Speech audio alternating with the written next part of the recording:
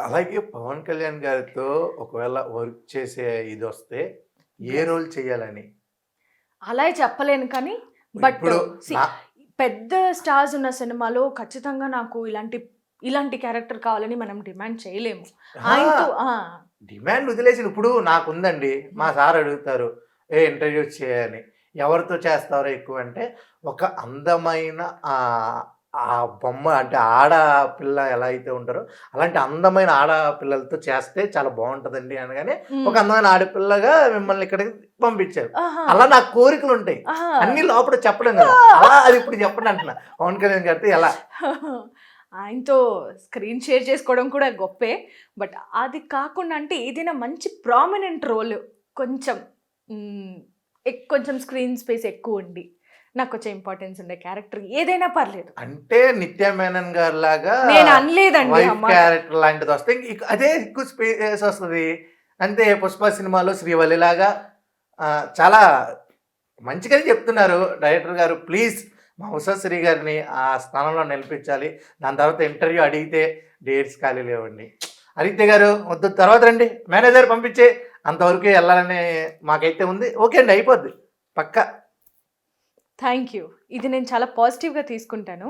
అలాగే మా యూట్యూబ్ వాళ్ళని కూడా చాలా పాజిటివ్‌గా తీసుకొని నన్ను నా మీద నెగెటివ్ కామెంట్స్ అట్లాంటివి ఏం ఎందుకు? పెట్టొద్దని కోరుకుంటున్నా. మన నేను డ్రీమ్ నేను ఏ మాట అనలేదు. మీరే నాన్ స్టాప్‌గా మొత్తం అన్నారు. మన డ్రీమ్ హీరోకి మనం పక్కన ఉంటే తప్పేముంది? యెస్. తప్పేం లేదు. ఇప్పుడు నేను హీరోగా మీరు హీరోయిన్ అయితే నాకు ఓకే. ఓకే. మరి మీకు ఓకే కదా! ఓకే. సినిమా చేసేద్దాం తొందరలో. ఇలాంటి ఫన్నీ కన్వర్జేషన్స్ హీరోస్‌తో ఏమన్నా జరిగిందా? ఇప్పుడు నేను చెప్పిన హీరోస్‌తో కాకుండా. ఫన్నీ కాన్వర్జేషన్స్ అంటే అక్కడ జస్ట్ జోక్స్ క్రాక్ చేయడము, సీన్ వైస్‌గా, డైలాగ్స్ వైస్‌గా తప్పితే అపార్ట్ ఫ్రమ్ దట్ అంత ర్యాపో అయితే లేదు నాకు. Even I worked with Sudheer Babu గారు, ఆది అన్న అండ్ సత్యదేవ్ గారు. యాహ్! అందరితోనూ ఒక మంచి ర్యాపో ఉందండి. ఈవెన్ విశ్వక్ సేన్ గారు హి ఈస్ వెరీ కూల్. ఒక మంచి కో స్టార్. గెడ్డంతో బాగున్నారా? గెడ్డం లేకుండా బాగున్నారా? మీరు మెల్లమెల్లగా లూప్ హోల్స్ లాగుతున్నారు. ఏం లేదు చెప్పండి. ఆయన చాలా బావుంటారు. ఎలా ఉన్నా బావున్నారు. ఆల్రెడీ గెడ్డం లేకుండా బయటకి పిక్స్ వచ్చాయండి. వచ్చాయా? ఆ! నేనే ఇప్పుడే చూడలేదా? చూపిస్తా మీకు. ఓహ్! నిజంగా చూపించనా? సో మీకెలా అనిపించింది? నేననేది నా అభిప్రాయం నాకు గెడ్డంతోనే బాగున్నాడు అనిపించింది. ఓకే. ఇప్పుడు చెప్పండి మీరు.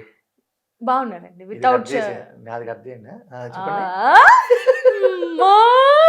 చీటింగ్. గెడ్డంతో బాగున్నారా? లేకుండా బాగున్నారా? 2 బావుందండి. 2 లుక్స్ బావున్నాయి. 2 పడవల మీద కాలేయకూడదంటారు కదా!